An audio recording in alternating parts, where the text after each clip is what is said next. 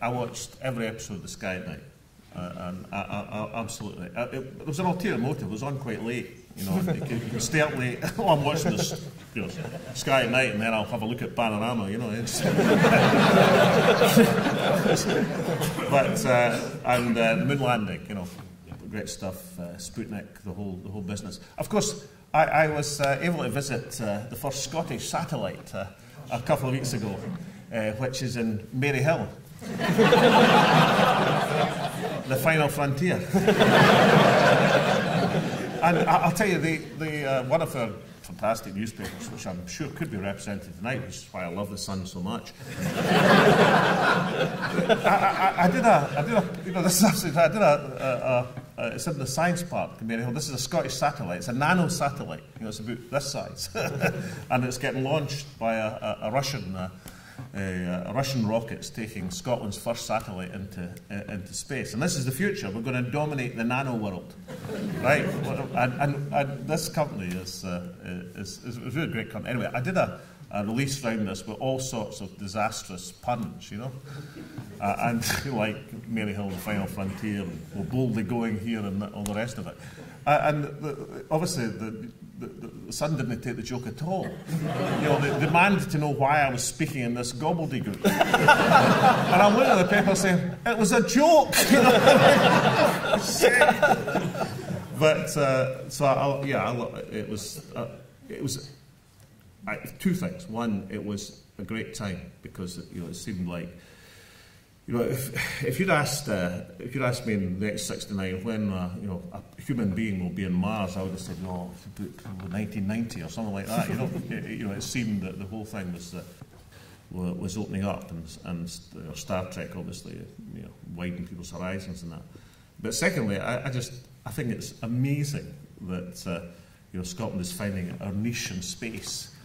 You know, our best, obviously Neil Armstrong had Scottish ancestry and all the rest of it, but the best thus far was an astronaut whose middle name was MacDonald, who came to see me a few years back, and he'd taken a miniature copy of Robert Burns' collected works into the space station, and a wee saltire, which I've got in my office. But it's much better to have our own satellite. And the company in Maryhill reckon, touchwood, that given the success of their first voyage, with mission control and everything, that they're going to be doing one a month. So, beat that, eh? I mean, that's more than Cape Kennedy now. So,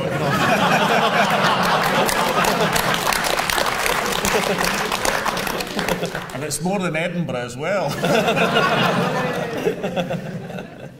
So one last question, time-wise, we're a bit tight. Anybody else? Lady there with glasses?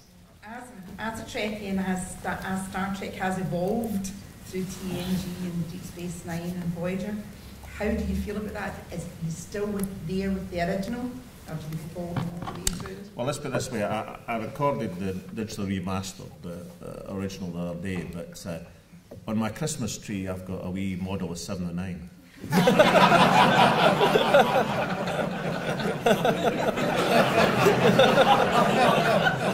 Who incidentally could have played the Natasha role in this very well indeed. Although the fight scenes would have been shorter. Well, there's a thing we always have at Geek Nights for anyone who's been before. We always quiz the guest and their geek knowledge, just to see if they're fake nerds or not, because there's so many fake nerds these days. You see First Minister's questions, it's easy. I want Johan Lamont to start hitting you with some of this. I know, she comes out with this and I'm stumped. Go on then. Okay, first question. What was the name of the movie John Carpenter wrote with Dan O'Bannon? Dark Star. Good stuff. What very similar movie did O'Bannon later go on and write? Oh, Alien. This is easy. We're building up. What did John Carpenter use as a pen name for his Prince of Darkness movie in 1987? Well, let's give away. Quatermass. Excellent. This is. I wrote the questions. We had a break-in at the house last night, actually. That's nice. More than possible. I believe all these things are true, you know, these breaking. That's all right. Power up, man. Go on. What big Tom Cruise movie did John Carpenter turn down the chance to direct, saying it sounded a bit daft? It's the planes. Top Gun. That's it. That's all. Excellent. What was the title of John Carpenter's Stephen King adaptation? Christie. 5 out of 5. That's pretty good. Last question. This is a toughie. This is a random geek question. Can you name the initial lineup of the Justice League of America? Now, Johan Lamont got this right. Yes. Yes, I can. Okay.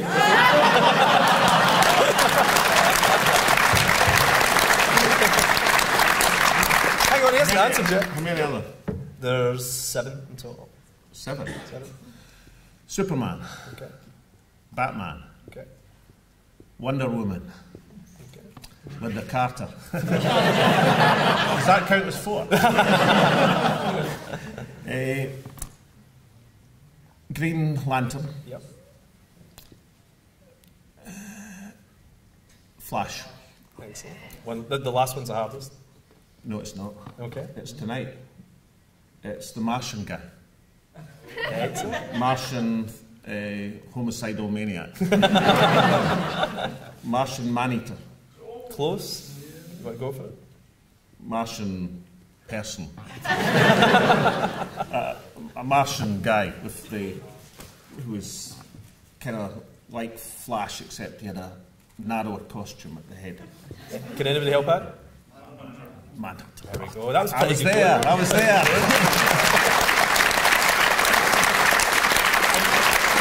One very final question. One last question.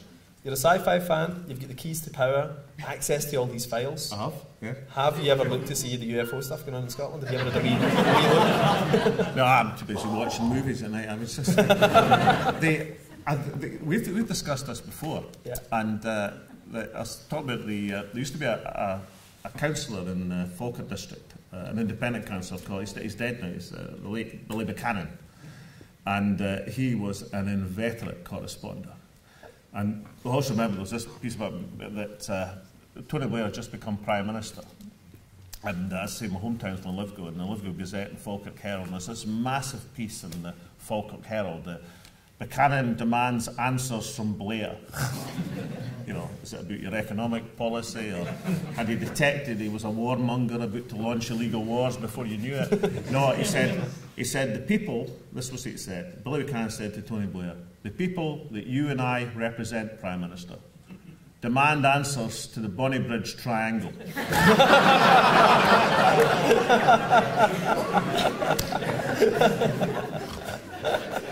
Or else.